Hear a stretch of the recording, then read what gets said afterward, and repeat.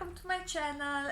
Today we are going to talk about something else, about one of my passions, and this is zombies and apocalyptic movies and stuff. And I have to admit that lately I was very bored by what I had watched movie-wise, like on Netflix or HBO Go. I used to be one of those crazy fans of The Walking Dead. Used to overanalyze every sequence and be like, oh my god, and what is going to happen next? But after a while it was like, yeah, some zombies, some issues, some problems. Everything turned into same old, same old, same old. So I kind of give up on The Walking Dead. But yesterday, while I was surfing on Netflix instead of writing, I know all my other friends out there will be like, but you should be writing. Okay, I admit, God, I watched something on Netflix. Don't kill me, don't kill me. So yeah, and I was looking around, and as always, Netflix knows that I like vampires, I like monsters, I like zombie stuff, I like action and comedy, and it suggested a movie called Alive, like #Alive. And I saw it's an Asian movie, I think it's Korean, I don't want to insult anyone.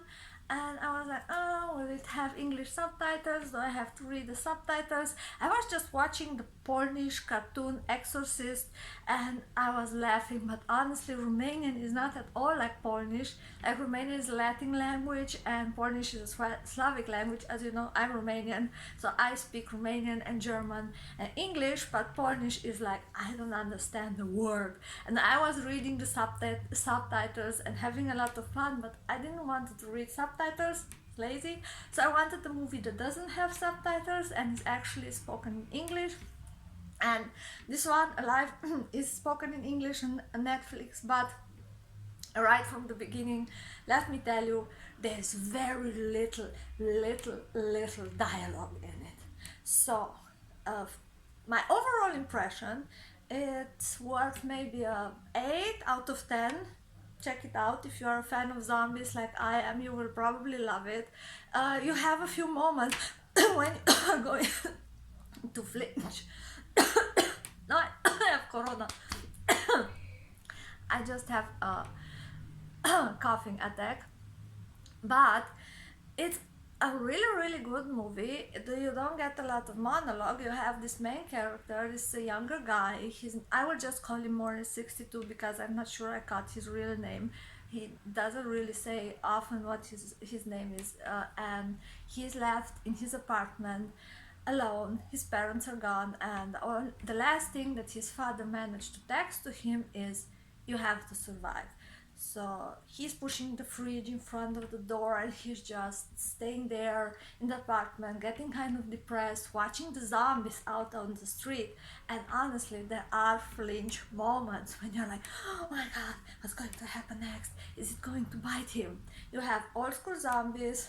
They are stupid. But if you watched World War Z, the movie, not if you read the book, if you watched the movie with Brad Pitt, the zombies are very similar in their actions with those zombies, even the noises that they make and the spasmodic way they are moving their heads like and I love the scenes when the bones are breaking and they're like this is always cracks me up, like, what are they going to do? Are they going to shift into a fucking werewolf? They are still freaking zombies, and some of them had more blood on their face, others were greener. I know there are different stages of decay, but please decide what type of zombies you have and stick with it. So yeah, he's watching the first moments of the outbreak in Seoul, and at some point when he's just about to take his life, to kill himself, he improvised a way to hang himself at the ceiling, and it would have been dying by suffocation. And that's not funny. Like, I don't think he knew how to tie the noose in such a way that he would break his spine and die right away, so he would have probably died out of suffocation. There is a laser light, and right across the street in another apartment there is gas.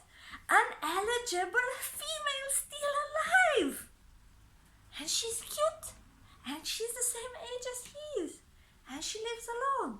I mean, are we having here propagation of the species already?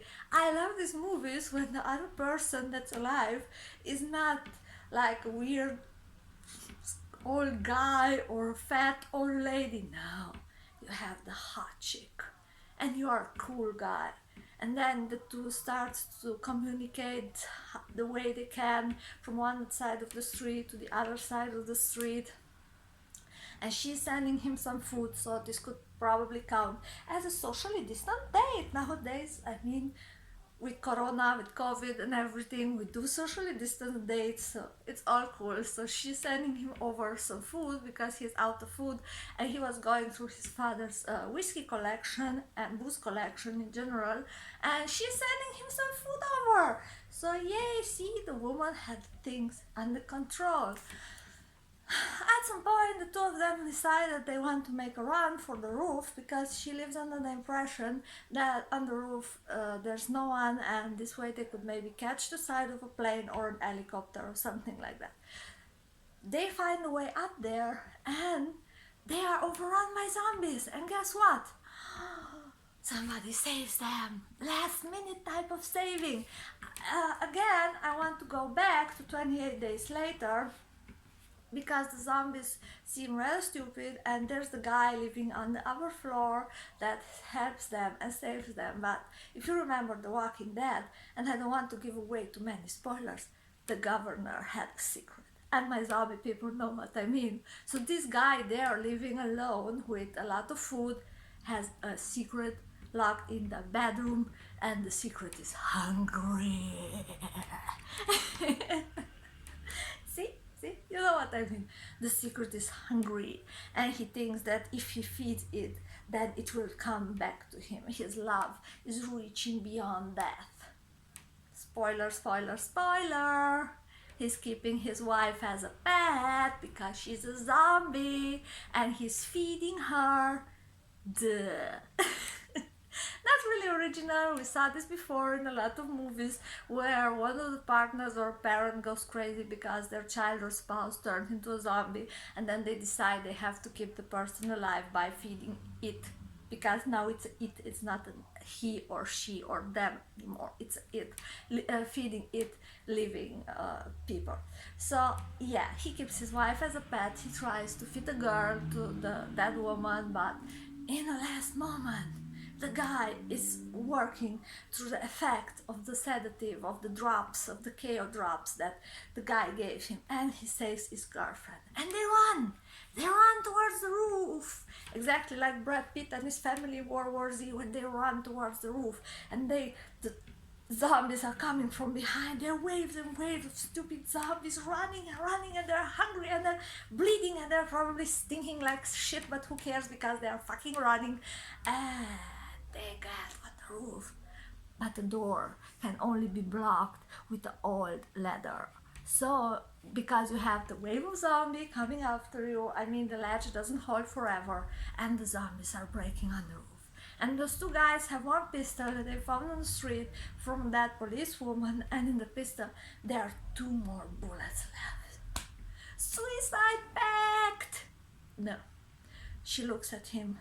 She looks down because they're up on the 15th floor or something like that, and she's like, we have to die as long as we are still human.